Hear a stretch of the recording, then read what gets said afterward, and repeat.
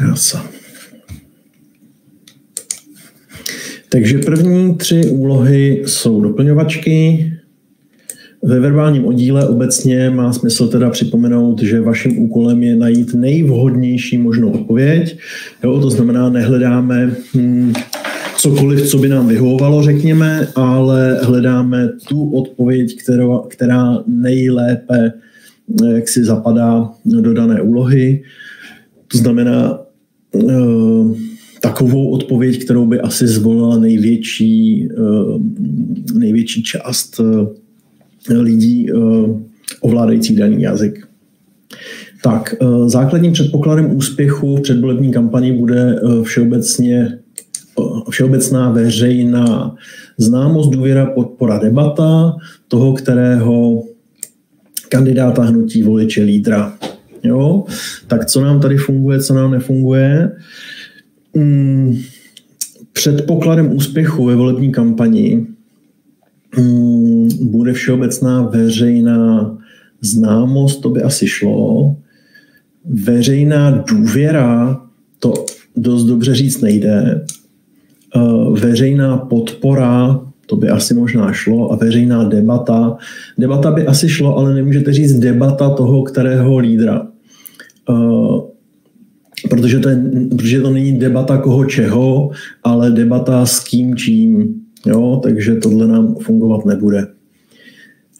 Tak, v druhém sloupečku známost toho, kterého kandidáta, to by asi šlo, toho, kterého hnutí nám nepomůže, a podpora toho, kterého voliče. Všeobecná podpora voliče nedává smysl. Volič má jeden hlas a tím pádem předpokladem úspěchu není podpora jednoho konkrétního voliče. To znamená, to nám smysl nedává. A v tom případě zůstává jen a pouze Ačko. Na úlohu 1 máme námitku.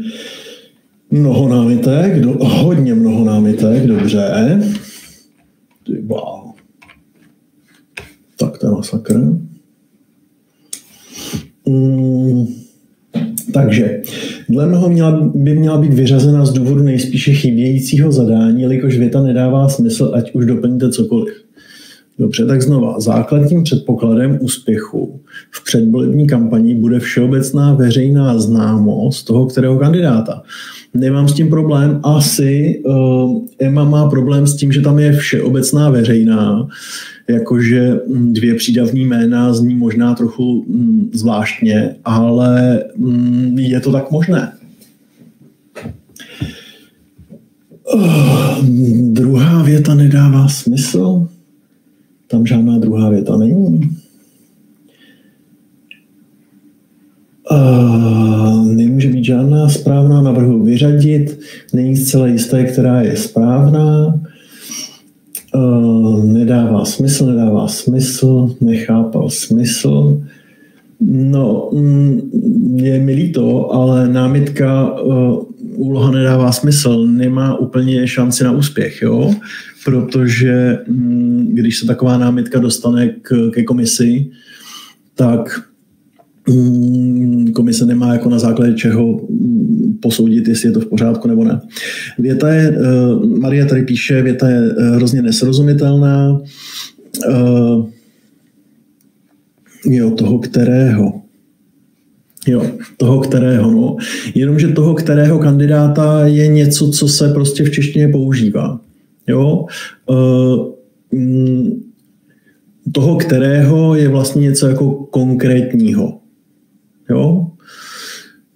To je prostě součást češtiny. Nevím úplně, co k tomu říct. Velmi špatně uvedený tvar posledního slova toho, kterého kandidáta, no, ale nevím, to je úplně normální. Jo, tadyhle Ondřej píše, podle mého názoru lze zastavit jiný výraz toho, kterého pochopit více způsoby, a tudíž otázka nemá jednojasné řešení. Aha, tady je zajímavý odkaz na naše řeč, to je dobrý, kde se o tomto výrazu píše, ten který je výraz asi všude dávno vyšlý z obyčeje, jehož pravého významu se dnes teprve úvahami musíme dobírati. Dobrý, takže to je od někud z první republiky podle té dikce. Nicméně to je součást smyslu verbálního oddílu. Předložit vám i text, který může být, řekněme, archaický, nebo slova, která jsou jaksi cizího původu, prostě přejatá z jiných jazyků a tak dále. A vaší úlohou je teda rozeznat, co je správně. Jo. Rozumím tomu, že to není úplně příjemný, rozumím tomu, že to nemusí být úplně jednoduchý, ale jsem přesvědčený o tom, že ta úloha je v pořádku. Ale co není v pořádku, jsou námitky typu věta nedává smysl. Jo? S tímhle jako se nedá uspět.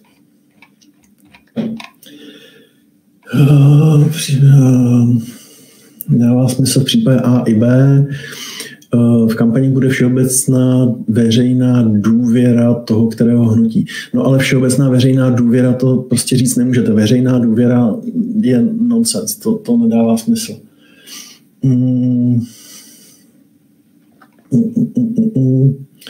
Jo.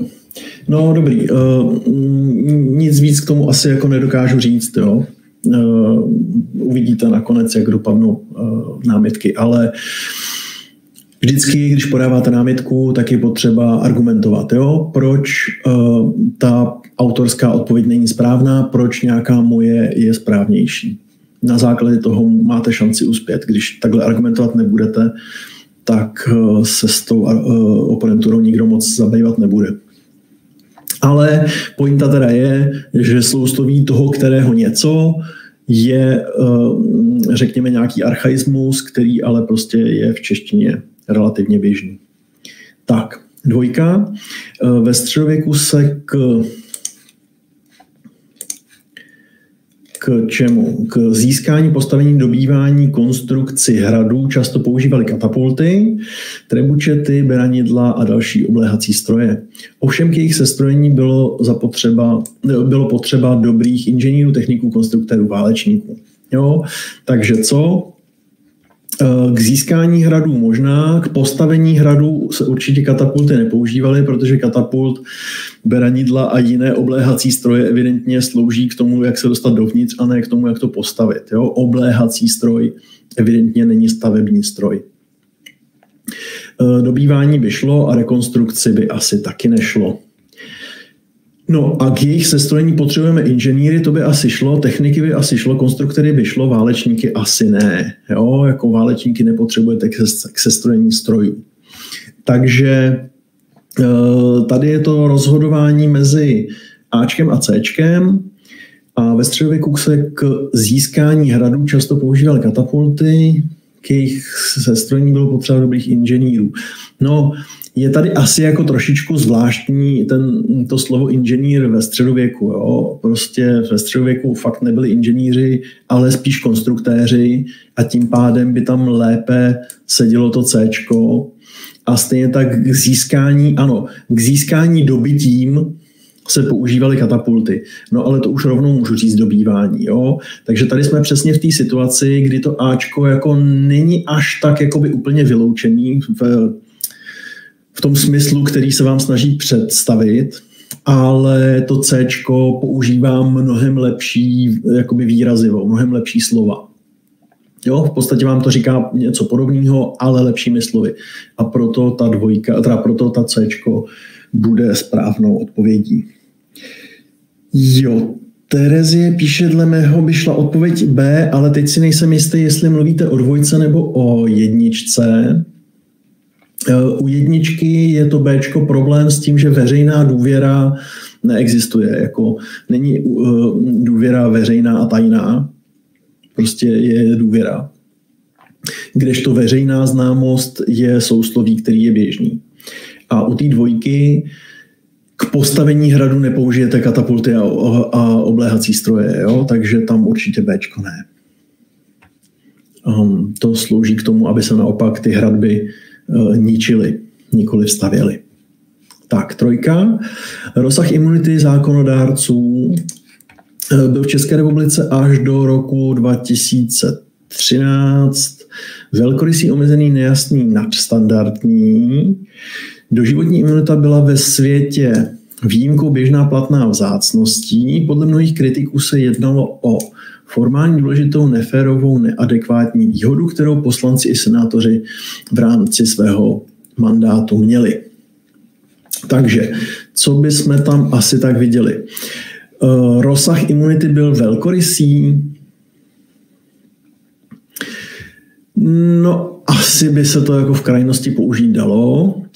V tom slova smyslu, že ten rozsah byl širší, než je obvyklé, a v tomto slova smyslu mohl být velkorysý. Byl omezený, ano, kdyby ta imunita byla jaksi menší, než je běžný, tak by mohl být omezený. Nejasný si ale troufám říct, že tady nevyhovuje, protože prostě buď byla ta imunita široká, nebo byla úzká, ale těžko ji můžeme považovat za nejasnou. A nadstandardní je zase, že je širší, než je obvyklé. Jo? Doživotní imunita byla ve světě výjimkou, ano, běžně to nebejvá, běžná, platná, tak. A zase tady nám nefunguje platná, protože doživotní imunita byla ve světě platná. Co to jako říká? Jo? Výjimkou říká, že to tak běžně není, ale tady jo. Běžná říká, že a naopak je to běžný i kdekoliv jinde. Vzácností zase říká, že to jinde nebejvá a tady jo. Ale platná nedává smysl. Podle mnohých kritiků se jednalo o formální výhodu. No a to moc jakoby smysl nedává, protože pokud máte velkorysou imunitu, která je ve světě výjimkou, tak to není žádný formalismus, ale je to nějaká poměrně významná věc. Takže tam to formální se moc nehodí. Jednalo se o důležitou výhodu, kterou poslanci a senátoři měli, dobře, to by asi šlo. Neférovou výhodu za určitých okolností asi můžete říct taky a neadekvátní taky. Fajn. Ale teda Cčko nám z toho vypadlo, Ačko nám z toho vypadlo, takže budeme přemýšlet mezi Bčkem a Dčkem. A v tom Bčku říkáme, že teda rozsah imunity byl omezený, kdežto ve světě to bylo běžné. A to znamená, že se jednalo o důležitou výhodu, no ale pokud byl ve skutečnosti v České republice ten rozsah omezený a ve světě to bylo naopak běžný doživotně, to znamená docela rozšířeně, potom nemohlo jít o důležitou výhodu. Nebyla by to výhoda, to by byla vlastně nevýhoda oproti tomu světu. Jo? A tím pádem nám vlastně nebude fungovat ani to Bčko. A Dčko nadstandardní do roku 2013 v České republice. Ve světě ta doživotní, to znamená ta nejširší imunita je vzácností a podle kritiků se jednalo o neadekvátní, no tak všechny tři nám tam vyhovujou, protože tato trojice nám dává význam jako celek. Jo? Takže takhle by mohlo být. Vidím, že další námitka je až na 9, takže tady můžeme postupovat rychle. Tak. Další 3 úlohy jsou vztahy mezi slovy, to znamená, potřebujeme dosazovat ty dvojice slov v daném pořadí do těch vynechávek tak, aby nám vznikly na obou dvou stranách stejné vztahy. A ty vztahy musí jít stejným směrem. Jo? To znamená, nemůžete mít vztah z prvního slova na druhé a rovná se z druhého slova na první. To by byl protikladný vztah. Vždycky to musí jít stejným směrem a je jedno kterým. Tak. Letiště ku letadlo se má stejně jako autobus ku depo. To znamená, letadlo přistává na letišti nebo se do ní nastupuje na letišti, ale nemůžeme říct, že do depa se nastupuje na autobusu. Jo? To je přesně ta situace, kdy jsou ty směry protikladný. Jo? Autobus jede do depa, letadlo přeletí na letiště. Fajn. Ale to je protikladný vztah. Letiště ku hangár se má stejně jako nádraží ku depo. No, hangár je budova, kde spinkají letadla na letišti a depo je budova, kde spinkají vlaky na nádraží. Jo? Takže to vypadá jako docela věrohodný věrohodná odpověď, ale pro jistotu pojďme ještě dál. Letiště kontrola, to znamená, na letišti máme nějaké kontroly, fajn, ale na odpočinku nemáme žádná depa. Jo, to smysl nedává. Zase by to bylo jakože protikladný, že v depu může třeba, co já vím, ať už řidič nebo vlak odpočívat, ale nemůžeme říct, ale jednak je to teda protikladný a jednak kontrola na letišti vlastně je kontrola něčeho úplně jiného. Jo, mohli byste tam samozřejmě kontrolovat cestující stejně jako letadla, jo, že nějaká předletová kontrola, OK, ale není to stejný význam jako odpočinek. Jo, kontrola je nějaká aktivní, odpočinek je nějaký pasivní třeba. Už jenom tenhle ten rozdíl by měl být dostačující k vyloučení. Takže to můžeme vyloučit. A nakonec to máme letiště, terminál, tramvaj, depo. Jo, tak terminál lze asi říct, že je to nějaká budova na letišti, ale depo není budova na tramvaji. Jo? Takže mimo. Takže tím vztahem je ve skutečnosti, pokud to budeme číst zprava doleva, budova v nějakém místě dopravy. Jo? Tak. A teda ještě navíc teda v druhém levelu ta budova slouží teda k odkládání těch prostředků přepravy. Tak. Doktorku pacient se má stejně jako učitelku student, to znamená doktor léčí pacienta, učitel neléčí studenta, ale řekněme nějakým způsobem toho studenta zlepšuje. Nevím, jestli doktor zlepšuje pacienta, ale v každém případě doktorův, jakože ve smyslu lékaře, tak doktorův klient je pacient a učitelův klient je student. Jo, takhle bychom to asi mohli chápat. Doktor potřebuje ty pacienty ke své práci, protože na nich tu práci vykonává, a stejně tak učitel potřebuje ty studenty, protože na nich vykonává tu svoji práci. Jo? Takže v tomhle slova smyslu to docela jde. Uvidíme, jestli nenajdeme něco lepšího. Doktor ku léky se má stejně jako učebnice ku student. To znamená, doktor může předepisovat léky anebo používá léky třeba, no ale nemůžeme říct, že učebnice používá studenty. Jo? Zase je tam ten protikladný vztah. Doktor má plášť a uniforma má studenty? Asi ne, zase to je protikladný. Doktorku sestra, to znamená, sestra je nějaký pomocník k doktorovi, ale student není pomocník ke knihovníkovi. Nebo hypoteticky samozřejmě může knihovníkovi pomáhat student, ale stejně tak kdokoliv jiný, kdežto tomu doktorovi typicky pomáhá ta sestra. Jo? Takže Dčko je takový jako slabší a B, C jsou úplný nesmysly, takže to Ačko nám tam z toho nakonec vyplyne jako nejlepší možná varianta. Tak, 6. Letadlo, další letadlo, letiště. Aha, dobře. Takže letadlo ku nebe se má stejně jako zahrada ku zahradníkovi. Takže letadlo, já nevím, letí po nebi, nebo letadlo používá nebe ke svému pohybu, ale zahrada teda zahradníka moc nepoužívá. Zahradník se stará o zahradu, ale nebe se nestará o letadlo, jo? Takže to nedává úplně smysl.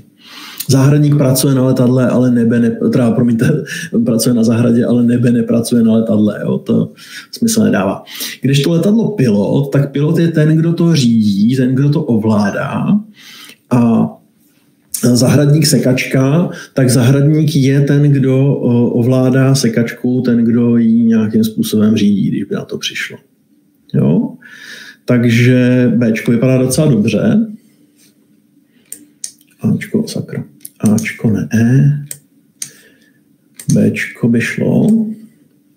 Letadlo letuška, to znamená letuška pracuje v letadle, ale zahradník nepracuje v sadařovi. No, to zní úplně hrozně, ale snad si rozumíme, jo? Takže to by nešlo. Letadlo, letiště, dobře, takže letadlo letí z letiště, řekněme. A park ale asi jako nepoletí z zahradníka, takže letadlo se může nacházet na letišti, ale park se nenachází na zahradníkovi. Jo? Takže zase je to ten protiklad. Jo? Takže vlastně u všech tří asi, ale u té 5 a 6 to bylo hodně výrazný, je důležitý ten směr zachovávat. Jo? Pokud máte vztahy opačným směrem, no tak je nemůžete považovat za identické. Jsou evidentně proti sobě jdoucí. Jo? Tak. Další trojice úloh jsou antosynonyma, to znamená, naším úkolem je vzít tu zadanou větu a v ní máme podtržené slovo a k tomu podtrženému slovu teda hledáme něco, co se nejvíce blíží synonymu a něco, co se nejvíce blíží antonymu. Jo? Doporučuji nejdřív najít synonymum, protože to je pro mozek jakoby příjemnější operace a teprve potom antonymum a k tomu už ale můžu použít jak to zadané slovo, tak to synonymní slovo, to znamená, budu to hledat proti dvojici a bude to jednodušší. Jo, tak ve vlaku ke mně přisedl do kupé otylý mladík a začal se se mnou bavit. Tak co pak je to otylý? No otylý je ve skutečnosti tlustý, jo, takže svérázný ne, zdvořilý ne, tlustý ano, otravný možná byl, ale to nesouvisí s otylostí. Jo? Tak. A opakem bude teda hubenej. Takže šarmantní, pohlední, odvážný, nic z toho, štíhlý. Ano, štíhlý je hubený. Jo, takže tady je to asi docela snadný. 8. Milanovi stoupil úspěch v matematické olympiádě do hlavy, takže se stal bohužel nesnesitelně pyšným. Jo, pyšný není úplně dobrá vlastnost, což je asi jasný z té nesnesitelnosti. A pýcha je teda nějaká... jak to pojmenovat nějak srozumitelně, ale vlastnost, kdy člověk sám sebe považuje za důležitějšího a lepšího, než ve skutečnosti je. Tak. Takže šťastný, tvrdohlavý, počestný, povýšený. Aha, bude to povýšený, protože to je ten, kdo si myslí, že je lepší, než je. Jo? Kdežto šťastný, tvrdohlavý, počestný s tím nemá nic společného. No a opakem pyšného a povýšeného bude teda milý, pokorný, slušný, slabý, pokorný. Jo? Protože pokorný je ten, kdo buď to se přímo dělá jakoby méně důležitým, než je, anebo přinejmenším jakoby dokáže takovým způsobem jednat. Jo? Že prostě svoji důležitost nejenom, že nepřeceňuje, ale jakoby ani nezdůrazňuje. Jo? Nevím, tady asi žádná jiná možnost nikoho ani nenapadla. Na 9 budeme mít teda námitku a máme tady počítač, oznámil, že jsou k dispozici předběžné výsledky z rentgenové krystalografie. Nádhera. Takže co to je předběžný? No předběžný to je něco, co je za prvé dočasné a za druhé jakoby to časově předchází nějaké finální výsledky. Jo? Je to něco, co je neúplně přesné, neúplně dostačující, ale prostě už to nějaký výsledek ukazuje. Tak, dostupné, ukvapené, prozatímní, nejisté. No tak já bych řekl prozatímní proto, že tady je jaksi akcentovaná ta dočasnost, jo? Že to jsou nějaké výsledky předtím, než budou ty finální. A protože to je předtím, tak je to prozatímní, protože to je prozatím dříve, než se stane něco dalšího. To znamená, přijdou ty finální výsledky. V jistém slova smyslu jsou předběžné výsledky ty, které jsou teď dostupné, protože ještě nemáme dostupné ty finální, ale to prozatímní jakoby tu kvalitu trošičku lépe představuje. Stejně tak bychom mohli říct, že to je nejisté, protože až ty finální výsledky nám dají ten jakoby skutečný výsledek, ale předběžné výsledky jako nemusí být nějaký špatný a tak dále. Jako velmi často jsou i přesný. To znamená, to nejisté je jako příliš silný tvrzení. Jo? O předběžných výsledcích bych neřekl, že jsou nejisté. Nejisté jsou vyhlídky, když nevím, jestli se to stane nebo ne. Ale nejistý výsledek by byl prostě, kdyby to bylo 50-50, ale předběžný výsledek je třeba nevím, 90%. Jo? Obvykle. Neříkám, jako, že to je nějak přesný. Ale rozhodně mi tam lépe sedí ta prozatímnost, to znamená ta dočasná situace, než to, že tam vzniká nějaká nejistota nebo dokonce ukvapenost. Jo? To s tím souvisí určitě podstatně méně. No a opakem budou teda ty konečné, jakože ty finální výsledky. Jo? Předběžné jsou, než přijdou ty finální, ty konečné. Průběžné, to je v podstatě to samé jako předběžné a detailní, sice by mohly ty finální být nějaký detailnější, ale zase nemusí to být nějak víc detailní. Můžete mít prostě, co já vím, udělat si test na COVID antigenním testem, což je nějaký předběžný výsledek, protože teprve až si vás vezmou v laboratoři a změří to nějakýma lepšíma metodama, tak vám řeknou nějaký finální výsledek. Jo? Ale není to o nic detailnější ten výsledek, jenom vám ho řeknou jednoznačněji. Byť uznávám, že tam by mohlo se použít i synonymum nejisté, protože ten antigen vlastně jako má menší pravděpodobnost přesné identifikace, takže tam ta nejistota třeba vzniká, ale stejně tak by byly prozatímní a v tom slova smyslu předběžné, že zatím, než uděláme ty finální testy, tak ta prozatímnost tam hraje roli vždycky, kdežto ta nejistota jenom někdy. Jo? Takže asi tak. A já se podívám, co tady máme teda za námitku.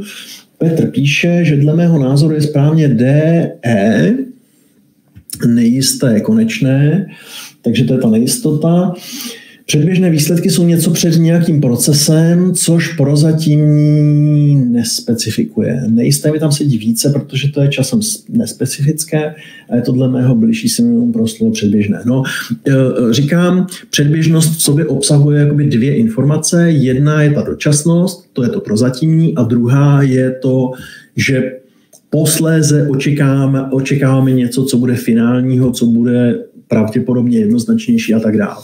Takže rozumím tomu, že ta nejistota tam jakoby může hrát nějakou roli, ale v kontextu této věty, že počítač oznámil, že jsou k dispozici předběžné výsledky, tak to z toho nevyplývá, že by ty předběžné výsledky byly nějak nejisté. Jo? To stejně tak může být předběžný v tom slova smyslu, že vám to vytvoří nějaký hrubý obrázek, který se teprve bude zjemňovat. Jo? To znamená, že to, co ten počítač chtěl oznámit, je, že má předběžné výsledky. Už se na něco můžete podívat, ještě to není přesný, ale už se na to můžete kouknout. A později vám dodám nějaký jiný. To znamená, to, co ten počítač jednoznačně říká, je ta prozatímnost. Ta nejistota toho, že ten výsledek je správný, tam sice může hrát nějakou roli, ale je jakoby méně pevně svázána s tím, co vám ten počítač říká. Tak, Míša píše, teď jsem v tom cvičení, jo, jasně. Vyhodnocuje se to prosím vás jako celek, to znamená, musíte mít obě dvě části správně a pak máte bod, protože jste celou úlohu zvládli správně. Pokud alespoň jednu z těch částí nevyplníte, pak se úloha považuje za nedokončenou a tím pádem 0 bodů, bez ohledu na to, jestli ta druhá část, kterou jste vyplnili, je správně nebo špatně. A pouze v případě, že máte vyplněný obě dvě a máte tam libovolný počet chyb, tak prostě je to chybná úloha a tím pádem -1/3. Jo, vyhodnocuje se to jako celek. Tak, ještě tady teda je několik komentářů. František píše, že naopak prozatímní stejně jako předběžné naznačuje, že výsledky se mohou změnit. Ano, nejisté to nenaznačuje. No, já myslím, že teda trošku jo, ale přesto jsem přesvědčený o tom, že ta prozatímnost lépe pasuje do kontextu té věty. Jo? V jiných kontextech, OK, by předběžnost mohla být víc svázána s tou nejistotou, ale v kontextu této věty mi připadá, že je mnohem víc svázaná s tou dočasností. Ano, Lenka tady vlastně něco takového píše. Myslí si, že měly by uznány obě odpovědi, ale ten problém je v tom, že nehodnotíte jenom jedno slovo, ale musíte hodnotit to slovo v kontextu dané věty. Jo? To znamená, vy musíte vzít v úvahu jak tu větu, tak to dané slovo. A v něm musí vzniknout, mezi nimi musí vzniknout nějaký soulad. Renáta se ptá, proč nemůžu dát CG. Dobře, proč ne detailní? Protože ta předběžnost právě mluví o tom, že to je dočasné. To znamená, vy tím, že vyberete prozatímní a detailní, tak v synonymu vlastně směřujete k tomu významu dočasnosti, ale v tom antonymu směřujete k významu té jistoty. Jo, protože ta předběžnost obsahuje obojí dvojí, jak jsme si řekli. A to je divný, protože buď byste měla říct, že to je prozatímní a konečné a soustředit se na to, že ten kontext je ta dočasnost, anebo byste měla říct, že to je, co já vím, Ačko, Gčko nebo Dčko, Gčko. Jo, to znamená tu detailnost dát v protikladu k tomu, že ten výsledek, který mám, ještě detailní není. A to mi prozatímnost neříká. Prozatímnost neříká, jak moc je to detailní. Kdežto, pokud byste to vztáhla třeba k té nejistotě, tak byste mohla říct, ano, předběžné výsledky jsou nejisté, protože prostě mají jenom nějaký základní rámec, ale finální výsledky jsou nějaké detailní, kde je to v opozici k té nejistotě, která neobsahuje ty detaily. Jo? Nebo byste mohla říct vlastně třeba tu dostupnost taky. Jo? Jsou dostupné, protože ještě nejsou úplné, ale později vám dáme detailní. Jo? Takhle byste to asi jako postavit mohla, ale ta varianta, že to míří na tu časovou dostupnost, respektive na tu dočasnost té předběžnosti a finálnost toho výsledku, tak k tomu vám směřuje smysl té věty jako celku. Jo? To, že vám počítač oznámil, že jsou nějaké předběžné výsledky, to ty, který v tuhle chvíli máme, a později vám dáme nějaký jiný. Jo? Který můžou být detailnější, ale nemusí. Nemusí v tom ten detail jako hrát roli. Jo? A vy potřebujete, a to je důležité si prostě uvědomit, vy potřebujete vybrat ne slova, která se mi tam hodí jako za nějakých okolností, ale takový slova, které se tam budou hodit za prvé teda v kontextu dané věty a za druhé se tam budou hodit nejlíp z těch různých možností, které tam jsou. Jo? To je celá pointa té úlohy. Potřebuji najít to nejvhodnější. Což není vždycky jednoduchý, ale jednoduchý úlohy by v OSPčku nefungovaly.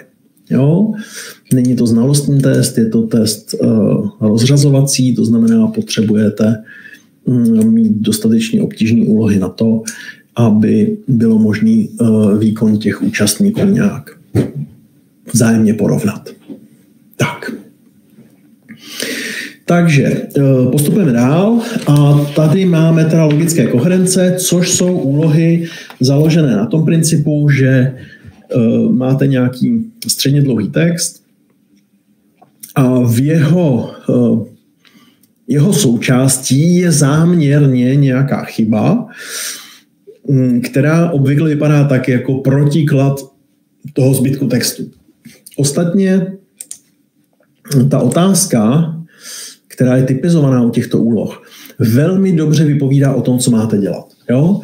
Která z následujících částí uvedeného textu není v souladu s celkovým vyzněním. To znamená, ten text má jako celek nějaké vyznění, něco se vám snaží říct, ale uvnitř něj je nějaká jedna část, typicky je to věta, ale nemusí to být přesně ohraničená věta, která vám říká něco jiného, typicky dokonce protikladného s tím zbytkem, aby bylo dobře vidět ten kontrast. Jo, takže jdeme na to. Mlok skvrnitý je lesní obojživelník rozšířený do nížin, od nížin do hor. Je svým výskytem vázán na drobné potůčky a tůňky smíšených lesů, kde se rozmnožuje. Zimu přečkává, jo, dobře, tak ještě jednou. Je to lesní obojživelník, rozšířený a tak dále. Svým výskytem je vázán na drobné potučky a tůňky, kde se rozmnožuje. Zimu přečkává v různých podzemních prostorách nebo je zahrabán hluboko v opadánci listnatých stromů. Mloka skvrnitého ohrožuje především úbytek vhodných biotopů. Díky přeměnám smíšených lesů na smrkové monokultury dochází k vytváření optimálního prostředí. Takže přeměna smíšených lesů na smrkové monokultury dochází k vytváření optimálního prostředí pro zazimování. Problém způsobuje i vysychání drobných vodních toků, které může zahubit celou populaci larev. Jo? Takže základní rozpor, který tady máme, je, že je vázán na drobné potůčky a tůňky smíšených lesů a pak tu máme díky přeměnám smíšených lesů na smrkové monokultury dochází k vytváření optimálního prostředí. Tohle je v naprostém rozporu. Lenka píše, že podle mě je nejisté všechno, co není 100%. No, to je zajímavá úvaha, akorát nevím, co z toho teda vyvozujete. Asi se vztahujete teda ještě k té předchozí úloze, ale na to vám můžu říct jako OK, proč ne? Ale nevím, co z toho vyvodit. Dobrý, takže ještě jednou. Máme tady teda spor mezi tím, jestli je ten mlok vázán na ty smíšené lesy, anebo naopak, jestli pokud se ty smíšené lesy přemění na smrkové monokultury, tak se vytváří to optimální prostředí pro zimování mloku. Jo? No takže se podíváme do zbytku toho textu a vidíme, že zimu přečká v různých podzemních prostorách nebo zahrabán v opadance listnatých stromů, takže pokud by se ze smíšených lesů staly smrkové monokultury, tak asi opadanka listnatých stromů tam fungovat nebude. Jo? Problém způsobí i vysychání drobných vodních toků, které může zahubit populaci larev. No, takže já se obávám, že teda nakonec to tady stojí na dvou větách proti jedné, totiž ty první dvě, zelený proti, a jsem to tady asi nějak zbytečně přebarvil, asi bych to měl dělat takhle, proti tý. Jo, to se mi taky nepovedlo. Asi budu muset nějak volit jiné barvy, omlouvám se. Tak. Jo, je tady zelený proti fialovýmu v podstatě. No a protože těch zelených jsou dvě věty a fialový je jedna věta, no a my hledáme jenom jednu větu nebo prostě nějakou menší část, tak to je to, co je špatně. Jo? A tím pádem teda správnou odpovědí je Cčko. Protože ty dvě zelené věty nám říkají, že optimální prostředí pro zimování vypadá jinak než smrková monokultura. Jo? To je ten smysl. Tak, 11. Britský premiér je připravený ukončit jednání s EU o budoucí podobě vzájemných vztahů. Takže je připravený ukončit jednání s EU, pokud práce na dohodě nepokročí. Dobře. Shoda nepanuje na podstatných otázkách, zejména v oblasti finančních služeb a pravidel hospodářské soutěže, že nepanuje. Tak, kabinet se chce v případě neúspěchu soustředit na odchod bez dohody. Dobře, takže v případě neúspěchu odchod bez dohody. K němu by pak definitivně došlo na konci letošního roku. Dobře. Definitivně na konci letošního roku. Právě až do konce letošního roku trvá přechodné období. Dobře, to furt ještě funguje. Představy obou stran o budoucnosti se v zásadě nikterak neodlišují. No ale to se teda zásadně odlišuje, protože je tady řečeno, že pokud práce nepokročí na té dohodě, protože tam nepanuje shoda, tak kabinet odejde bez dohody, protože do konce toho roku je potřeba to nějak vyřešit. Jo? To znamená, že nemůžeme říct, že představy se v zásadě nějak neodlišují, protože se ještě nedohodly a mají velký problém se dohodnout. a k uzavření dohody mělo dojít v nejbližších týdnech, ale tady je řečeno, že teda pokud se to do konce roku nestane, tak udělají něco jiného a tak dále. Takže tady nám jde teda v tuto chvíli teda to žluté proti fialovému a toho fialového je míň a tím pádem to teda bude správná odpověď. Jo? Tak. Ale námitka je tady až na 12, takže s tímhle asi nikdo problém nemá. 12. Výskyt podobných slov v jinak zcela nepříbuzných jazycích je důsledkem toho, že se jimi mluvilo na sousedních územích. Dobře. Podobná slova v nepříbuzných jazycích mluvilo se u sousedů. Fajn. Maďarština převzala ze slovenštiny pojmenování dnů v týdnu. OK. Čeští řemeslníci zejména v kontaktu s Bavorskem či Rakouskem si bez problémů počeštili německé odborné termíny, jasně. Jo, to znamená, jsou tady nějaký případy, kdy se to stalo. Jo. Angličtina vstřebala velkou část slovní zásoby z mluvy své nejbližší evropské země francouzštiny, zase se to stalo. Portugalština, ač původem evropský jazyk, díky osadníkům postupně vytlačila původní jazyky v jihoamerické Brazílii. No, to je sice hezký, ale doteďka jsme tam měli příklady toho, kdy jeden jazyk přebíral slova z druhého jazyka kvůli nějaké svojí blízkosti, ale tady máme řečeno, že portugalština díky osadníkům vytlačila původní jazyky. To znamená ne, že by se zblížili, že by si přebírali slova, ale jde tady o vytlačení. To znamená, že to je něco úplně jiného. A je to logické. Společná slova jsou základem komunikace geograficky blízkých kultur.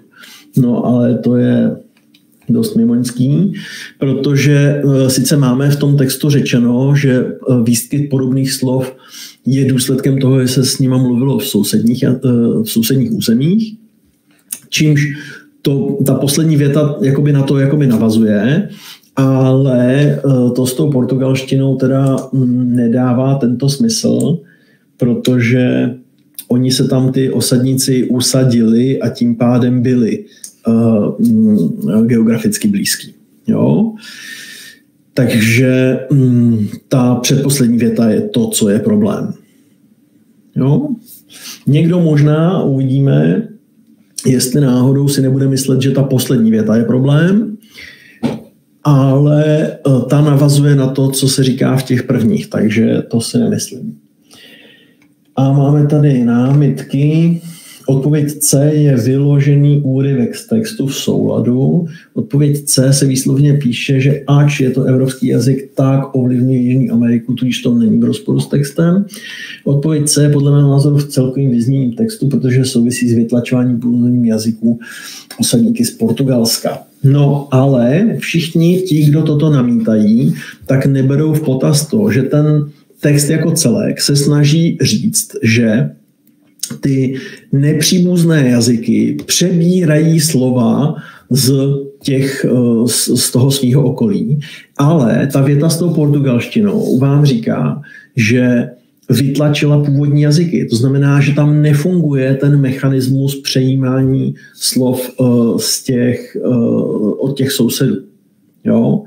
A důležitý je, a to je to, co tady asi jako spousta lidí mohlo zmást, důležitý je, že ta portugalština se jako nešířila do Brazílie z Evropy, ale šířila se tím, že se tam usadili ty osadníci a ti mluvili portugalsky a ti následně vytlačili ty původní jazyky. Jo? Takže se to nevztahuje k tomu Portugalsku nebo k té Evropě jako takové, byť portugalština je teda skutečně původem evropský jazyk. Jo? Ale šlo tam o to ukázat, že ten mechanismus v té Brazílii zafungoval jiným způsobem. Jo?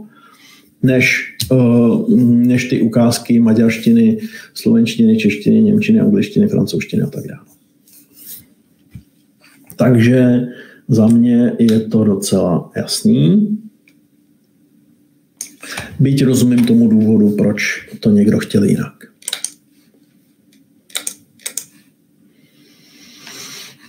Tak, pro fanoušky Hvězdných válek. Společnost Columbia Sportswear vyrobovala 3 bundy ve stylu kostýmu Hanna Sola, princezny Leilu, Skywalkera. Dobře. Takže vyrobila 3 bundy ve stylu kostýmu pro fanoušky. Limitovanou kolekci pojmenovala po tajné rebelské základně na ledové planetě Hoth. Všechny 3 modely jsou vyrobeny z nepromokavé směsi bavlny. 3 modely, dobře.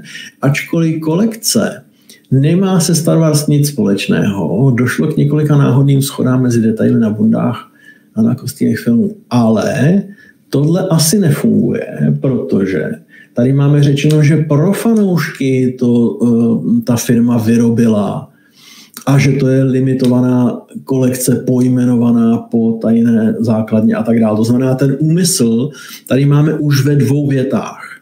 Jo? A ta 4. věta nám říká, ačkoliv nemá ze Star Wars nic společného, což je v rozporu s těma prvníma 2 větama, došlo k několika náhodným shodám. Asi těžko ty schody byly náhodný, když se ta kolekce jmenovala po planetě Hoth. No? A tak dále. Takže to vypadá jako protiklad. Jako upomínka na rok 80, kdy byl film Star Wars Imperium vrací úder uveden, bylo od každého modelu vyrobeno 1980 kusů. Jo? Takže zase další důvod, proč to k těm hvězdným válkám odkazuje. A každá bunda má své unikátní číslo, obsahuje další odkazy na Star Wars a postavy a tak dále. Jo, takže je to asi jasný.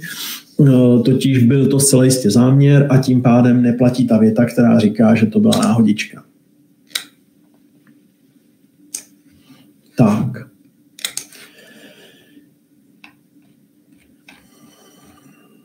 Tak až na 14 máme námitku. Takže vypadá to, že smolný věk Číny,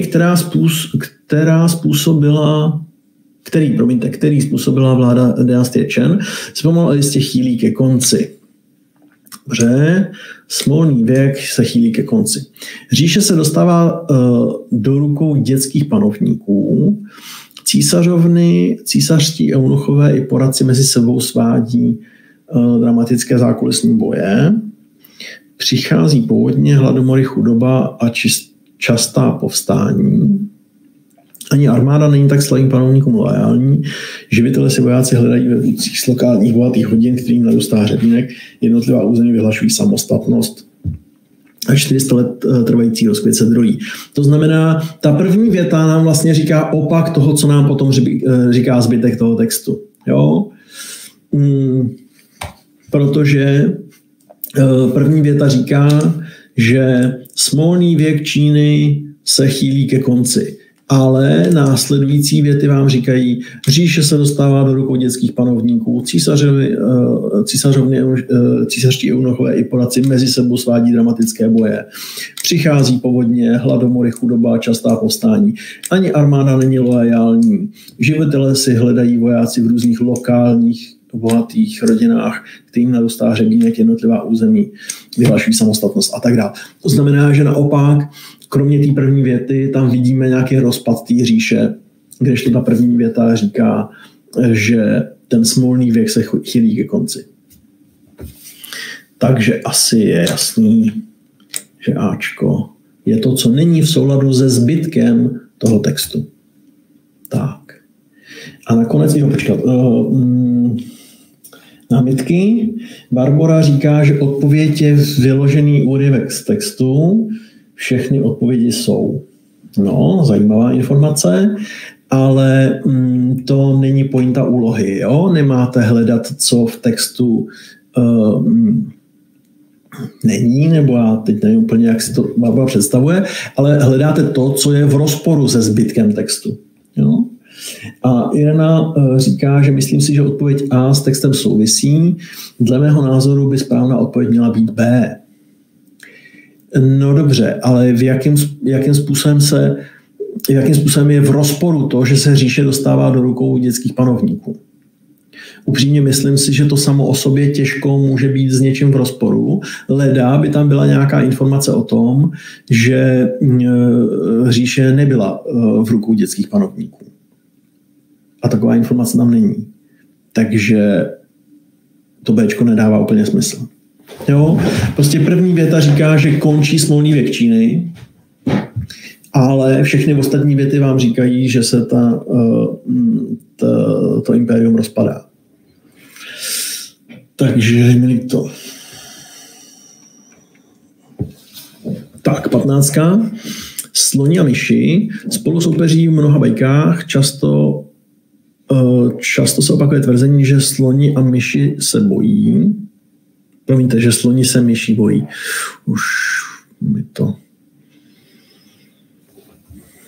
bliká. Takže sloni a myši spolu soupeří v mnoha bajkách. Opakuje se tvrzení, že sloni se myší bojí. Zřejmě se ale jedná o mýtus, pro který se nenašly žádné důkazy.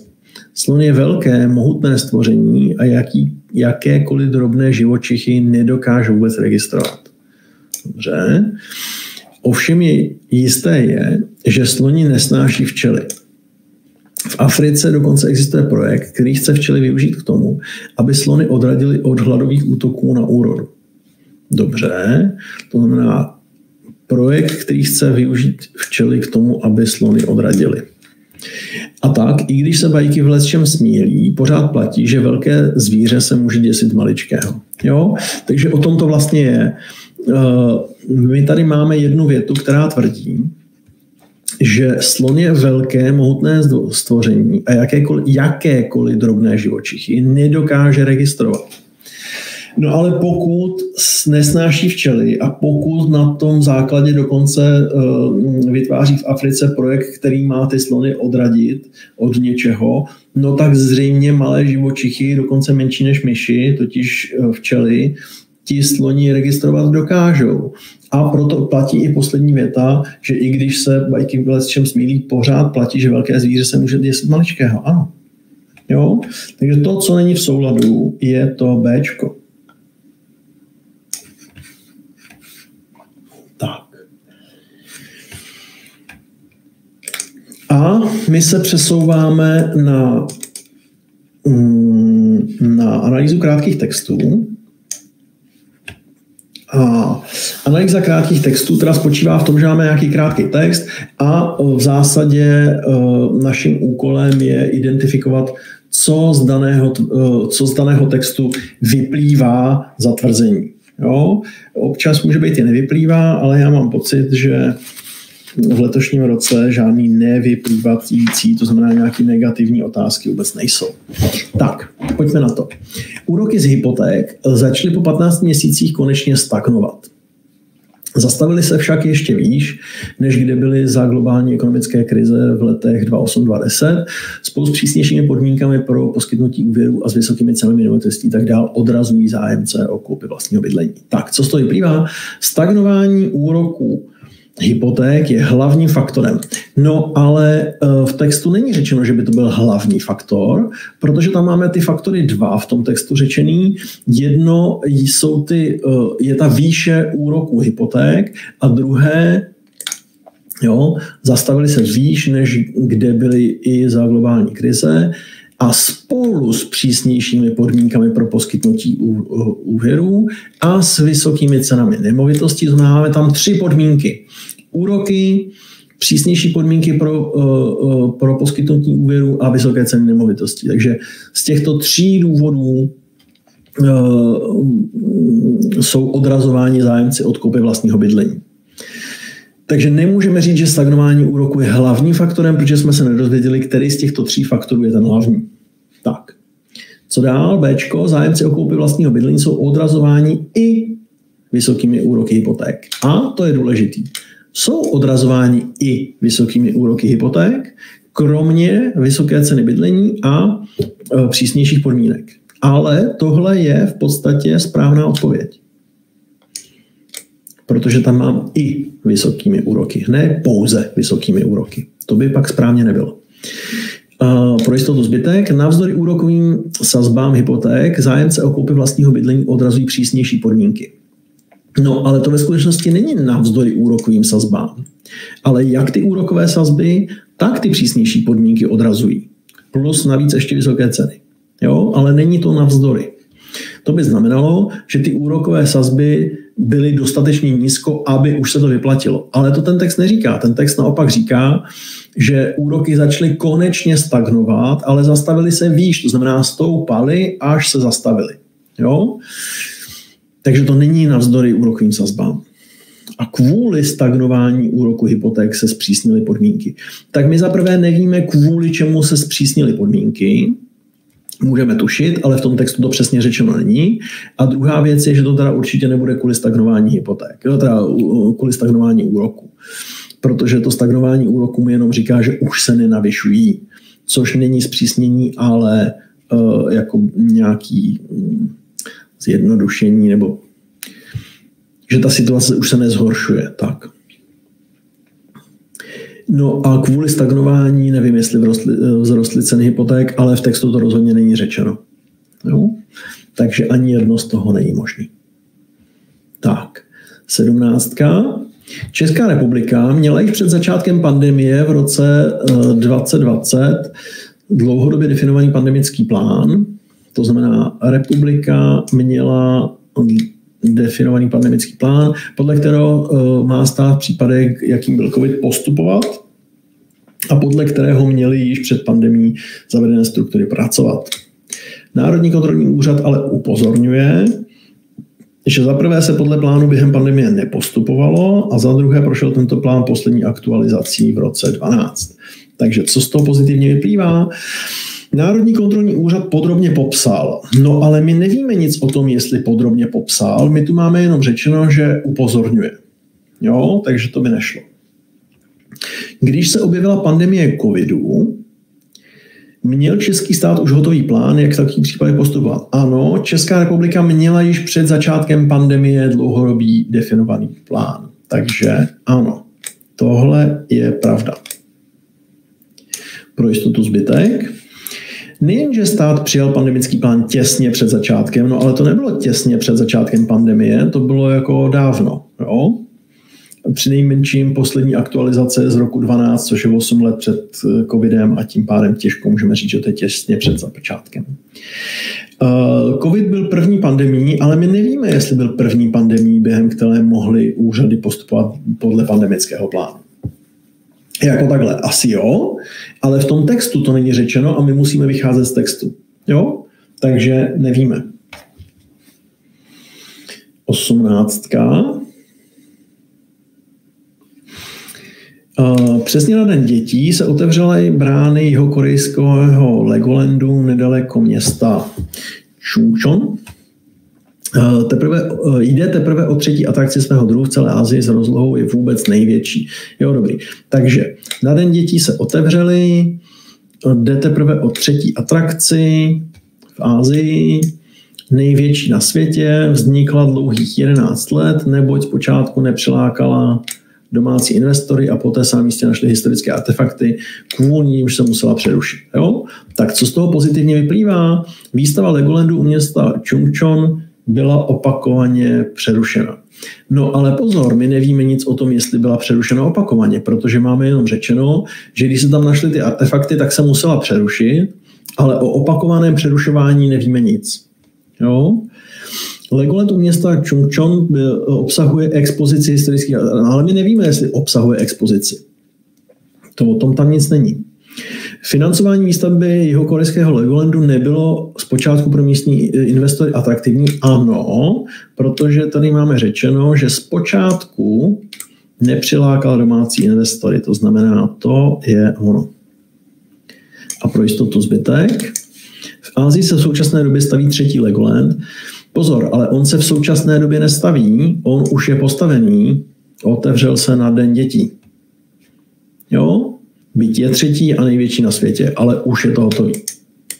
Po 11 letech. No tak. Takže jdeme na úlohu 19.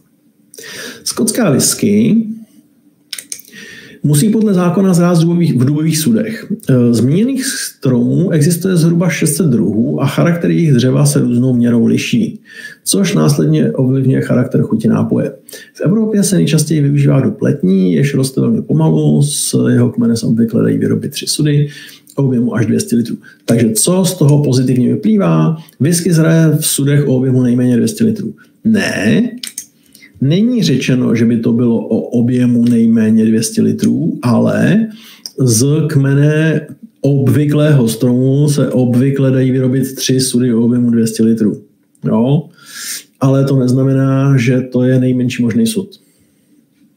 Charakter dřeva dubu letního ovlivňuje charakter chuti whisky. Ano, charakter každého dřeva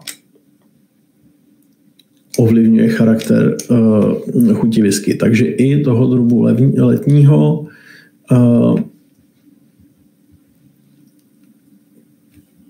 protože se nejčastěji používá. Tak, dubových sudů není dostatek, protože stromy rostou pomalu. No, to je zajímavá věc, protože my vlastně nejsme schopni říct, jestli jich je dostatek nebo není dostatek. Jo? Ve skutečnosti zřejmě se v té Evropě používá ten dub letní proto, že jiných stromů není dostatek. Ale to v tom textu napsaný není, to znamená, to z toho vyvozovat nemůžeme. Tuhle informaci nemáme. Jo? Neznamená to, že to je nepravda, znamená to jenom, že tu informaci nemáme. A nejvíce whisky se vyrábí ve Skotsku, ale to taky nevíme. Jo, možná ne. Tak, a máme tu námitky. Takže Sandra píše, že domnívám se, že z uvedeného textu nevyplývá ani jedno tvrzení. Nejpravděpodobnější je řešení A, ale vámi nabízené řešení B je zavádějící. Z věty zmíněných stromů existuje zhruba 600 druhů a charakter jejich dřeva se různou měrou liší, což následně ovlivňuje charakter chuti nápoje. Není jasné, zda výraz jejich odkazuje na stromy či na druhy. V řešení B je následně napsáno charakter dřeva u dubu letního ovlivňuje charakter chuti whisky. Výše uvedené větě, která pochází z hlavního textu, není napsáno, že se liší charakter dřeva dubu letního. Takže jsou tady asi 2 problémy. Jo? Za prvé, když řeknete, že charakter dřeva dubu letního ovlivňuje charakter chuti whisky, to znamená, mluvíte o nějakým konkrétním případu, v tomto případě, když dáte whisky do dřeva dubu letního, ale v tom textu máte informaci o tom, že charakter jejich dřeva se různou měrou liší, což následně ovlivňuje charakter chuti nápoje.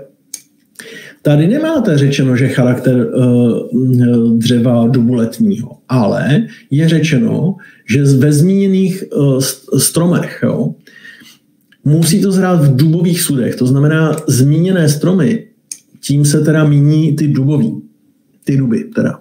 Jo. Ale i kdyby to nebyly jenom duby, ale byly to libovolné stromy, což není pravda, ale budíš. I kdyby to byly libovolné stromy. Tak pokud řeknete, že charakter dřeva libovolných stromů se liší a to následně ovlivňuje charakter chuti nápoje, tak z toho nutně vyplývá, že charakter dřeva dubu letního ovlivňuje charakter chuti whisky. Pokud ji do ní dáte samozřejmě. Jo? Pokud tu whisku dáte někam jinam než do dřeva dubu letního, tak samozřejmě dub letní neovlivňuje charakter chuti whisky. Ale přesto to Bčko z toho teda nutně vyplývá, protože ta chuť je ovlivněná tím dřevem, z jehož dřeva je vyroben sud, tak, do kterého se dává ta whisky. Kdežto Sandra říká, že nejpravděpodobnější je Ačko, ale tam nemáme vůbec žádnou informaci o tom, že by ty sudy musely být nejméně 200 litrové. Máme tam řečeno, že se dají vyrobit 3 sudy o objemu až 200 litrů, což teda mimochodem tak trošičku naznačuje, že když je to až 200 litrů, takže budou existovat nějaký sudy, které jsou i menší než 200 litrů. Jo? Ale v každém případě tohle z toho nevyplývá. Kdežto to Bčko nám vyplývá z obecné informace, že dřevo stromu ovlivňuje chuť toho, co se dovnitř dá. A my v tom tvrzení říkáme konkrétní věc, že dub letní ovlivňuje charakter chuti. Jasně, protože všechny stromy ovlivňují charakter chuti. Jo? Takže takhle to říct můžete. Vy můžete tu obecnou informaci zúžit na nějakou konkrétní odpověď nebo na nějaký konkrétní tvrzení. To, co byste nemohli udělat, je opak. V pozitivním položení otázce z konkrétní informace to rozšířit na nějaký obecný tvrzení. To nejde. Jo? Takže na tohle si musíte dávat pozor. Kdy můžete ten výrok zúžit a kdy ho můžete rozšířit. Typicky v pozitivně položené otázce můžete ty výroky zužovat, ale ne rozšiřovat. Jo? Tak. 20. Lidé nebývají primárně zlí. Jejich zlé chování je až druhotným důsledkem toho, že nemají odvahu opustit zlý dav. Někteří vědci tento sklon následovat dav nazývají jako stádový efekt. Člověk nechce být vystaven sociálnímu tlaku a nekomfortu, který by nastal v případě, že by se od stáda odlišil. Co z toho pozitivně vyplývá? Příčinou stádového efektu je zlá povaha. No ale to jsme si řekli hned na začátku, že zlá povaha není ten problém. Jo? Lidé nebývají primárně zlí, ale jejich zlé chování je druhotným důsledkem. Ale není to druhotným důsledkem stádového efektu. Stádový efekt je jenom efekt toho, že když jsou vystaveni sociálnímu tlaku, tak se nechtějí od stáda odlišit. Ale to je něco jiného než ta zlá povaha. To znamená, nemůžeme říct, že příčinou stádového efektu je zlá povaha, protože nakonec ani ta zlá povaha vlastně neexistuje a už vůbec ne všech členů davu. Jo, takže hned 3 důvody, proč ta jednička nemůže být správně. Stádový efekt může vést ke zlému chování. Jasně, proč by nemohl? Protože to tam dokonce máme řečeno. Jo?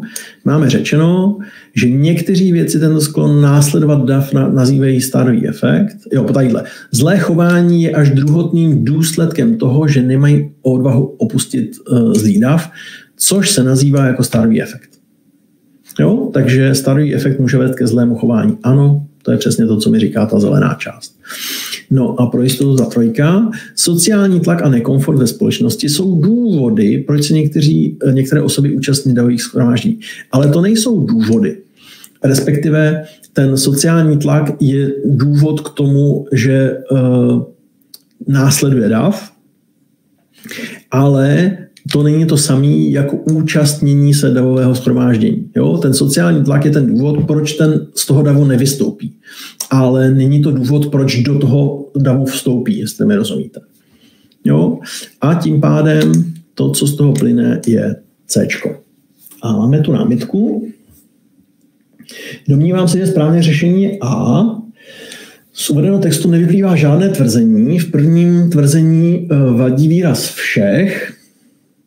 Ano, z textu nevyplývá, že zlí jsou všichni, na tom se shodneme. Druhé tvrzení, stádový efekt nevede ke zlému chování některých jedinců. Jo, jasně, aha, tady je úplně stejná situace a dokonce i stejná Sandra, jo.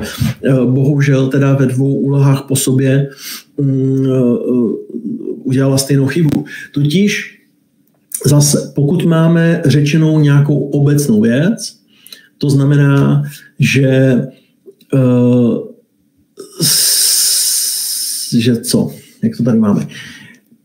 Jo, jejich zlé chování je až druhotným důsledkem toho, že nemají odvahu opustit zlý dav. Jo? Takže mohlo by se zdát, že jejich zlé chování je vždycky druhotným důsledkem toho, což vždycky znamená, že nemají odvahu opustit zlý dav.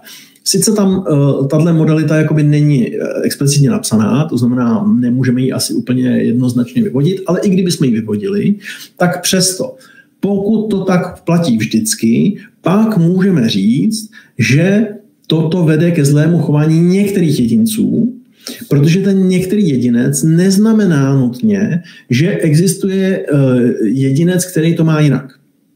To znamená, zase z toho obecného vy to můžete zúžit a vypovídat jenom o nějaký podmnožině. O té ostatní množině lidí se vůbec nebavíte. A to, že se o ní vůbec nebavíte, tak vlastně neznamená, že ta zbylá množina lidí to má jinak a už vůbec ne protikladně. Jo? Takže to je to, co můžete udělat. Z obecného tvrzení můžete to zúžit a vypovídat jenom o nějaký podmnožině. To je možný. Nemůžete obráceně. Pokud máte informaci o podmnožině, rozšířit to na celek. To nejde. Jo? Takže na to si dávejte pozor. Aha. David píše, že odpověď D je správně. Člověk je konformní a nechce být vystaven sociálnímu tlaku, což teda říká ta trojka, že sociální tlak a nekomfort jsou důvody, proč se teda osoby a účastní. Jo? A to je ten problém podle mě, že to není o té účasti. Ale dobře, David píše co? Příčina v textu je to samozřejmě v kontextu toho, že lidé můžou být zlí, to ale nijak neomezuje aplikovatelnost daného tvrzení na možnost 3, pokud tvrdíme, že jsou lidé zlí kvůli sociálnímu tlaku a nekomfortu, je naprosto vyplývající, že kvůli stejným důvodům se budou někteří lidé účastnit davových shromáždění. Text tedy mluví o příčině, ze které vyplývají 2 i 3, protože v obou případech by se člověk od stáda odlišil. Ale tam si myslím, že Davide nemáte pravdu, protože ten text mi nic neříká o tom, jak se ten člověk do toho davu dostane. Ten text říká jenom to, že nemají odvahu opustit zlý dav. To znamená, pokud se ocitnou v tom davu a je úplně jedno jak, náhodou šli kolem, prostě nevíme, tak jenom mají problém z toho davu odejít, protože prostě nechtějí být vystaveni sociálnímu tlaku v případě, že by se odlišili. Jo? To znamená, nemáme žádnou informaci o tom, jak ten dav vznikne, máme informaci jenom o tom, že když už ten dav existuje, tak je obtížný se z něj buď odejít, nebo se nějakým způsobem odlišit. Tak. Jo, takže snad to je takhle srozumitelný. A máme 21, na kterou se ptá ještě pán. A Národní muzeum má ve své expozici fragment z domu, který v japonské Hirošimě jako zázrakem přečkal atomový výbuch. Jo, ano, známý fragment. Zázrakem přečkal atomový výbuch. Autorem této stavby, která byla původně průmyslovým palácem, byl český architekt, ano. V pátek kousek jejího zdiva odhalil ředitel. Jo, dobře, takže kousek zdiva odhalil ředitel. Tak, co z toho vyplývá? Autorem expozice Národního muzea byl Jan Lecl, no tak to asi ne. Autorem expozice byl určitě někdo jiný, protože Jan Lecl je asi dávno mrtvej. S prominutím teda, jo, ale je asi jasný. Průmyslový palác v japonské Hirošimě měl českého architekta. Tak o tom snad není sporu, protože autorem této stavby byl český architekt. Jo? Takže tam je asi jasno. Michal Lukeš odhalil v pátek kousek zdiva z domu, zničeného atomovým výbuchem. Aha, já už rozumím, Štěpáne, proč s tím máte problém, protože ta první část je pravdivá. V pátek odhalil kousek zdiva z domu, ano, jenomže ten problém je v tom zničeného atomovým výbuchem. Protože vy tu máte řečeno, že jako zázrakem přečkal atomový výbuch. Jo, ten dům ve skutečnosti zničený nebyl. Mimochodem jsou z toho slavné fotografie, kdy vlastně je to planina a jenom tam stojí ten dům. Jo. Protože tam mimochodem, že v Japonsku byly většinou ty stavby dřevěný a tohle byla železobetonová konstrukce, takže tato přečkala. Jo, takže nebyl zničený a to je ten důvod, proč to Cčko ve skutečnosti neplatí. Jejda, to jsem nechtěl takhle. Snad si rozumíme. No a Dčko, Michal Lukeš je ředitelem bývalého průmyslového, tak určitě ne bývalého průmyslového paláce, ale naopak Národního muzea. Tak. Jo, srozumitelný, Štěpáne? Já myslím, že asi jo. Tak a poslední 2 úlohy na krátké texty. OSN zveřejnila novou prognózu vývoje lidské populace. Před 6 lety OSN očekávala, že maximální počet obyvatel, jež na planetě bude žít, bude činit 11 miliard. Podle nové prognózy to má být jen 10 miliard. A dosáhne v roce 86. Studie ukazuje, že populace Číny bude od nížka ubývat a do roku 50 má počet obyvatel klesnout celkem 61 zemích. Naopak velmi rychle přibývá Indů. Nigerijců a Pakistánců. Tak, co z toho vyplývá? Promiňte, tady vyplývá. Jo, 23. Tak, co z toho vyplývá? OSN nyní očekává, že do roku 86 se počet lidí žijících na planetě sníží. No, ale to neplatí.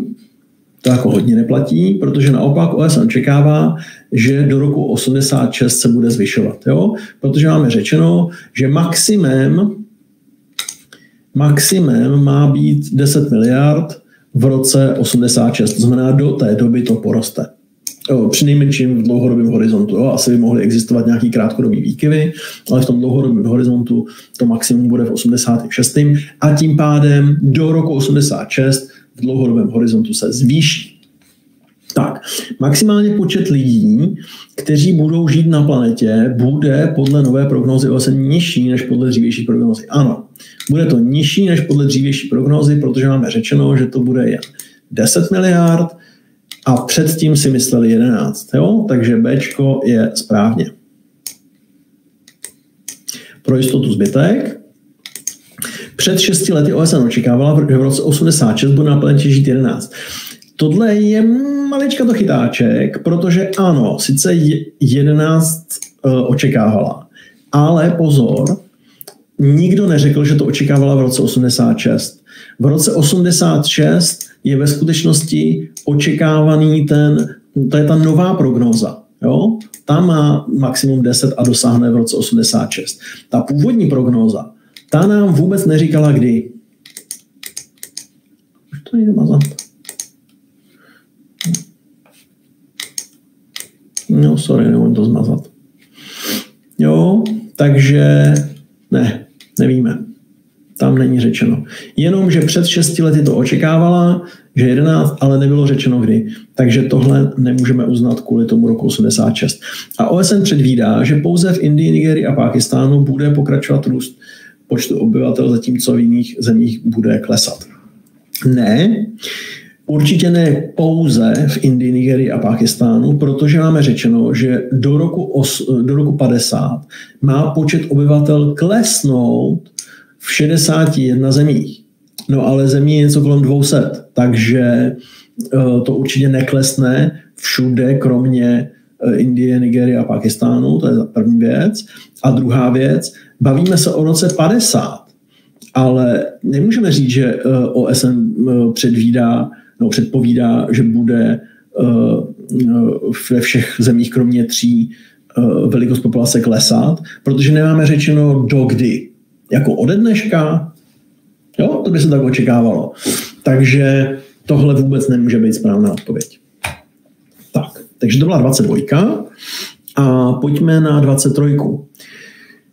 Hypocentrum je bod v prostoru určující přesné místo výskytu nějaké mimořádné události. Jo? Jeho kolmý průměr na zemský povrch je označován za epicentrum. Dobře, že epicentrum je kolmý průměr na zemský povrch. U zemětřesení je tedy hypocentrum název pro místo v hloubce, kde zemětřesení vzniká a z něhož se na všechny strany šíří zemětřesné vlny, zatímco epicentrum je místo ležící na zemském povrchu nad ním, které je nejblíže k oblasti vzniku otřesu. Zaměření hypocentra zemětřesení je možné provést pomocí minimálně 3 měřících seismologických stanic. Jasně, co z toho pozitivně vyplývá? Hypocentrum mimořádné události se vždy nachází hluboko pod zemským povrchem. No, ale to je problém, protože my nevíme, spíš teda ne, jo, formálně to nevíme, protože to v tom textu není napsáno, ale dá se asi odvodit, že mimořádná událost nemusí vždy se nacházet hluboko pod zemským povrchem. Jo. I kdyby to byly zemětřesení, nemusí být hluboko pod zemským povrchem a jinak mimořádné události se můžou stát klidně i nad zemským povrchem. Jo? Když na to přijde třeba takový výbuch atomové bomby v atmosféře, mimořádná událost, zemětřesení jak fík, ale nevzniká to hluboko pod zemským povrchem. Tak. Místo na zemském povrchu, které je nejblíže k oblasti vzniku otřesu, lze zaměřit pomocí dvojice. Ne, máme tam explicitně řečeno, že potřebujeme minimálně 3. Jo? A navíc bychom nezaměřovali místo na zemském povrchu, tedy epicentrum, ale hypocentrum, to místo, kde to vzniká. Jo? Ne ten průměr na povrch. A nakonec místo pod zemským povrchem, ve kterém vzniká zemětřesení, nelze přesně zaměřit pomocí pouze jedné. No jasně, že to nejde pomocí jedné, když je řečeno, že to lze pomocí minimálně 3. Jo? Takže 3. Pouze. A na to máme námitku, hromadu námitek. Tak. Petr píše, podle mého názoru jasně z zadání vyplývá, že je vždy hypocentrum hluboko. No, nemusí. Tudíž je správně bod 1. Jo, no, ale tomu tak prostě není, protože hypocentrum je bod v prostoru určující přesné místo výskytu. Jo? Takže nevíme nic o tom, že by nutně musel být v hloubce, ale u zemětřesení je tedy hypocentrum název pro místo v hloubce, kde zemětřesení vzniká. Jo? Takže u zemětřesení ano, ale jednička nám říká hypocentrum mimořádné události. A mimořádná událost nemusí být vždycky zemětřesení. Jo? Takže ne. Jo. Petr říká teda, že to samé, co Kateřina, to samé, co Hana, to samé, co Aneška, to samé, co Jakub. Ten k tomu přidává, že hypocentrum je v textu definováno jako místo v hloubce. Ne, to je hypocentrum zemětřesení vznikající v hloubce.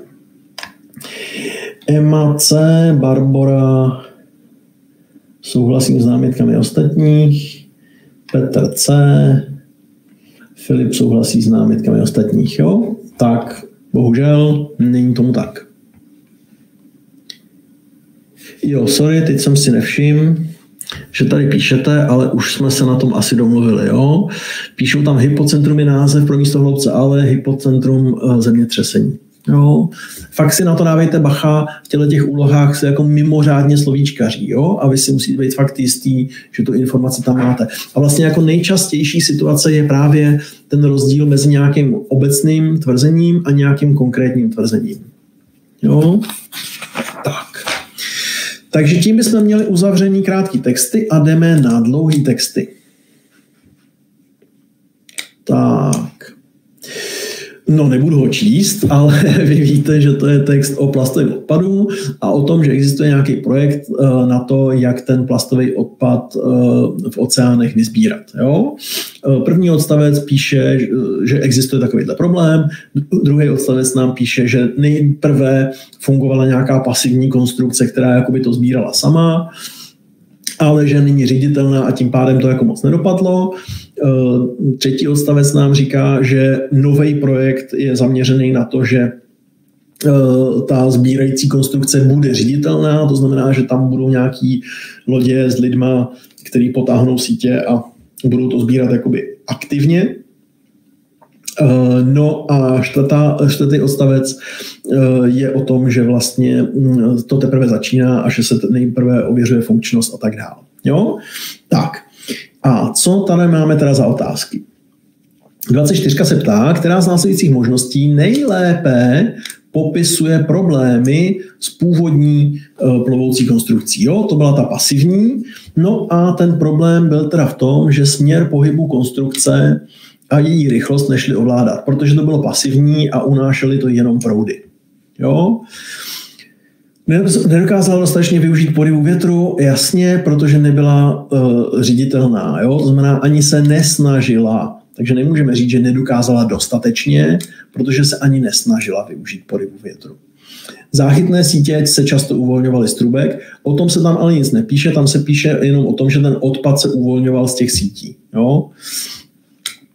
Tak, konstrukce byla příliš masivní na zachycení menších kousků plastu. To tam vůbec není, takže ne. Jo, Cčko. Tak, které z následujících tvrzení o bariéře Jenny vyplývá z uvedeného textu? Jo? To je ten poslední odstavec. Dokázala úspěšně vyčistit část Velké tichomorské skvrny? Ne, protože teprve se začíná, teprve se ověřuje funkce a pak teprve to bude něco čistit. Jo? Takže zatím nic nedokázala. Posádka na čistící konstrukci brání úniku plastů na volné moře. Ne, o tom se tam nepíše, respektive psalo se v té pasivní, že nějaký unikali, ale o té aktivní se nepíše nic. Čistící konstrukce využívá pro svůj provoz dvojici plavidel. Ano, protože je řečeno, že ve skutečnosti dvojice plavidel a mezi nimi je teda ta hlubinná síť, která to sbírá.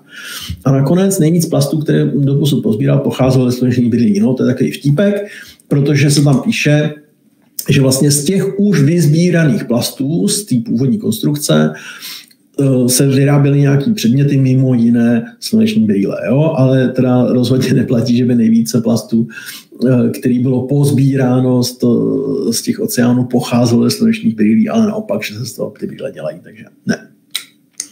Takže Cčko. Tak, která z následujících událostí jistě proběhla už před napsáním uvedeného textu, takže co se stalo už před napsáním textu? Vyhodnocení testů funkčnosti bariéry Jenny. Ne, protože se píše, že teď teprve se to bude vyhodnocovat a potom teprve, že nejdřív se bude testovat, potom se bude vyhodnocovat a pak teprve se to spustí. Jo? Takže vyhodnocení testů ještě neproběhlo. Výroba slunečních brýlí z plastu, ano, to už se stalo, protože to se stalo ještě za těch pasivních. Jo? A ověření funkčnosti konstrukce, to je to, co se teďka bude dělat, pak se bude vyhodnocovat a pak se bude rozmisťovat. Jo? Takže ověření funkčnosti ne a rozmístění desítek přijde až úplně nakonec. Bčko. Tak. Jo, počkat, tady máme nějaké námitky, ale až na další sadu úloh. Takže jdeme na druhý dlouhý text. A druhý dlouhý text nám říká co? Že se Obama s Medvěděvem potkali v Praze a asistovali mu toho Klaus a podepisovali dohodu o omezení počtu jaderných zbraní. Takže no v zásadě první odstavec jenom, že se to stalo, druhý odstavec, jak to nějak probíhalo a třetí odstavec, co se stalo potom. Jo? Tak. A co z toho teda vyplývá pozitivně? Jo? Klaus se osobně přivítal Barack Obamu i Dmitrije Medvěděva na Pražském hradě. Ano, to se stalo. To se stalo, osobně přivítal oba dva a osobně oba dva přivítal na hradě. Jo? Tady máme, potřásl mu rukou. Jo? Na hradě 10 minut před 10. Obamovi potřásl rukou Klaus a i jeho přivítal Klaus, jo? Toho Medvěděva.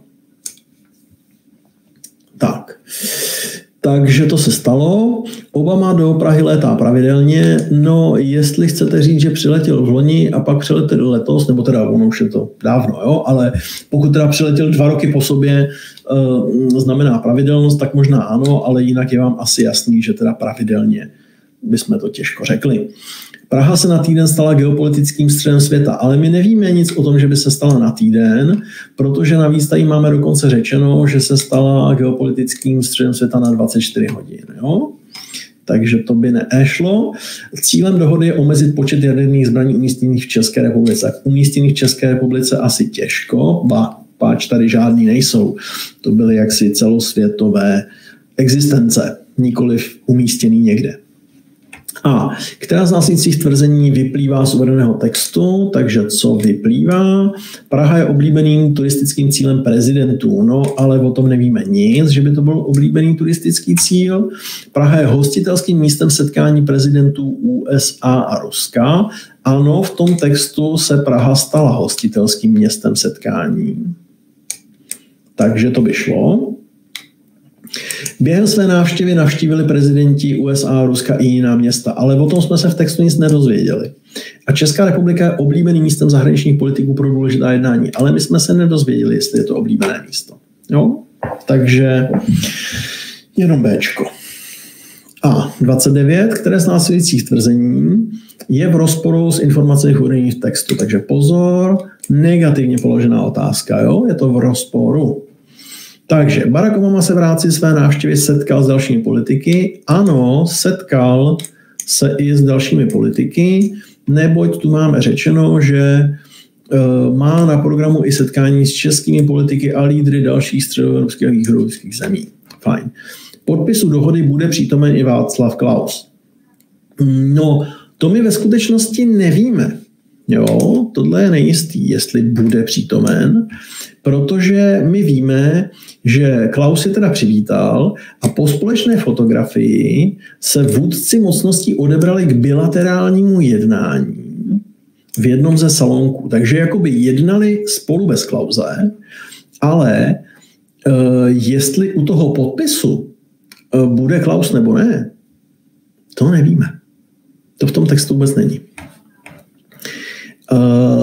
Trasa mezi Lečištěm a Pražským hradem musela být z bezpečnostních důvodů uzavřena po celé své délce. A tohle je prosím problém. Není řečeno, že byla uzavřena po celé své délce během celého přesunu, protože je tam naopak řečeno, že s přesunem souviselo krátkodobé omezení provozu na letišti a průběžné uzavírky na trase. Jo? Takže ne, že po celé své délce uzavřena během celého přesunu. To se přesně nestalo. Takže proto je to v rozporu a proto je to správná odpověď. Pro jistotu Václav Klaus přivítal oba prezidenty na Pražském hradě. Ano, to už tam máme. Takže to je v pořádku. Jo, takže 29C. Jo, a měli jsme tady teda námitku. 29. Podle mého názoru určitě měla být považována odpověď B za správnou, protože v daném textu je přímo napsáno, že vůdci se odebrali k bilaterálnímu jednání. Ano, ale není řečeno, jestli ten podpis proběhl během toho bilaterálního jednání. Takže to je ten důvod, proč to Bčko nevíme. Nemůžeme říct, že to je v rozporu, protože nemáme tu informaci. Nemůžeme to ani potvrdit, ani vyvrátit. Jo? Takže to nejde. Michaela píše v zásadě to samý. Šárka píše taky to samý. Terezie píše taky to samý. Jo, ale bohužel musíte si dát fakt pozor na každý detail. Tak. A máme tu srovnávací čtení. Takže srovnávací čtení bylo tematicky o tom, zda legalizovat prostituci nebo ne. První text za Piráty říkal, že ano, druhý text za někoho jiného říkal, že ne. A nějakým způsobem si tam vzájemně argumentovali. Jo? Takže pojďme se podívat na jednotlivé otázky. Které z následujících tvrzení vyplývá z prvního, ale nikoli z druhého textu. Takže zaměstnanci v pracovním poměru nebývají oběťmi násilí a sexuálního obtěžování. Ale to tam bylo trošičku jinak. Že? Sice se tam psalo o tom, že bla, bla, bla, bla, bla. Jo, tady. Že ženy, které se prostitucí živí, nemají ochranu jako každý jiný zaměstnanec. Jo? Dobrý. Ale to nic neříká o tom, jestli zaměstnanci v pracovním poměru nebývají oběťmi násilí. Nevíme. Jo? Jenom to říká, že ty prostitutky bývají, ale neříká to, jestli zaměstnanci v pracovním poměru nebývají. Takže nevíme. Pirátský návrh zákona znemožňuje poskytování prostituce bez předchozího uzavření písemné dohody. Ne, o písemné dohodě tam není slovo, píše se tam o tom, že by vlastně vznikla jakoby dohoda a tak dále, ale nikoliv písemná a nikoliv znemožňuje. Jo? Pirátský návrh zákona o regulaci prostituce není prvním návrhem. Ano, protože není prvním návrhem, protože je řečeno, že náš návrh je oproti těm předchozím v této oblasti pokrokový. To znamená, existovaly nějaké předchozí návrhy, teď je nějaký nový návrh, který si myslí, že je lepší. Takže to je v pořádku a pro jistotu Dčko, prostitutky bývají rodinu a tak dále vnímání negativně, jenomže to je řečeno v druhém textu a ne v prvním a my jsme tady měli hledat, co vyplývá z prvního a nikoli z druhého. Takže to je přesně naopak. Tak, 31. Která z následujících možností nejlépe vystihuje, jak se autoři jednotlivých textů vyjadřují k otázce současné dostupnosti hypotéky pro prostitutky. Autor prvního textu se domnívá, že hypotéka je dnes pro prostitutky nedosažitelná a tak dále. No možná se na to rovnou podíváme, protože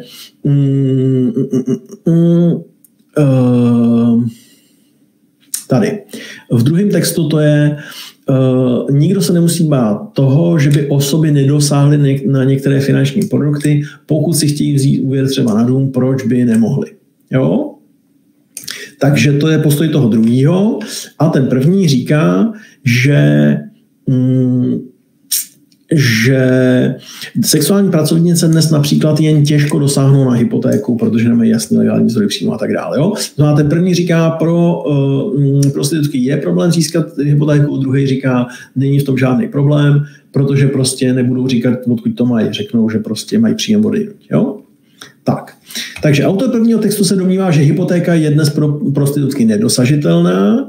Podle autora druhého textu nejsou už dnes prostitutky žádající o hypotéku žádnou výjimkou. No, to tak trošku vlastně jakoby říkají, ale zase to tak trošku říkají trošičku jinak. Jo? Oni neříkají, že to je nedosažitelný, jenom že to je komplikovaný. A ten druhý neříká, že nejsou žádnou výjimkou, ale že by mohli žádat, pokud chtějí. Jo? Ale nejsou to úplně přesně tyhle ty slova, takže to není úplně správně, byť to není úplně špatně. Autor prvního textu zastává názor, že hypotéku si žádná prostitutka nemůže dovolit. Jo? Tak zase neříká, že žádná si to nemůže dovolit, jenom že to je komplikace. Jelikož nemá dostatečné příjmy, to už vůbec nezdůvodnil proč. Nebo teda takhle, řekl proč, že nemůže doložit příjmy, nikoliv, že nemá dostatečné příjmy. Autor druhého textu považuje příjmy prostitutek za dostatečné. Ano, naznačuje to. Jo? Neříká to úplně přímo, ale říká to, že si mohou dovolit finanční nástroje. Ale zase to není jako úplně nejpřesnější jádro toho sporu. Autor prvního textu považuje současné podmínky pro poskytnutí hypotéky pro prostitutky za příliš přísné, no ale v tuto chvíli nikdo nedává hypotéky prostitutkám jako hypotéky prostitutkám. Jo? Prostitutka si může vzít hypotéku, ale ne jako prostitutka, prostě jako jakýkoliv jiný člověk. Podle druhého textu tak naopak současné podmínky prostitutkám nahrávají. A to taky neřekl, že by současné podmínky byly nějak zvýhodňující prostitutky. Takže nakonec podle autora prvního textu prostitutky na hypotéku dosáhnou jen stěží. Ano, to je přesně to, co říkal. Autor druhého textu tvrdí, že prostitutky s jinou zastřešující živností na hypotéku dosáhnout mohou. Ano, to je to, co říkal. Jo? Takže všimněte si toho, Cčko je teda jakoby hodně mimózní, Bčko je trošičku míň mimózní, Ačko je ještě trošičku lepší. Takže v této úloze bylo strašně důležitý jakoby nechytit hned to první, co vypadalo, že by to jako trošičku mohlo, ale museli jste si fakt přečíst všechny ty 4 možnosti a vybrat z nich tu nejvhodnější. Protože tady máte prostě řečeno, že nejlépe vystihuje. Jo? A tohle vždycky znamená, že budete muset vybírat mezi sebou nějaké možnosti, které jakoby nejsou úplně vyloučené, ale někdy je to popsáno lépe a někdy je to popsáno hůře. Jako přesněji a méně přesně. A tady v tom případě nejpřesnější je ten popis toho Dčka. Byť to Ačka a Bčko jakoby nejsou úplně zcela vyloučený, tak to Dčko to popisuje nejvýstižněji. Jo? Takže na to dávejte pozor, protože to je zase oblíbený zdroj problému. Tak. A poslední 2 úlohy. 32. V názoru na který z následujících bodů se autoři nejvíce shodují? Pozor, shodují. Jo? Osoby provozující prostituci zaslouží vhodnou ochranu. Jasně, na tom se přece oba dva shodují. Jo? A taky na tom, že prostituce tu byla vždycky a vždycky bude. Jo? Ale to tady nikdo netematizuje. Bčko, poskytování sexuálních služeb nutí osoby v nouzi jejich tíživá životní situace. No, ale to, myslím, píše jenom jeden.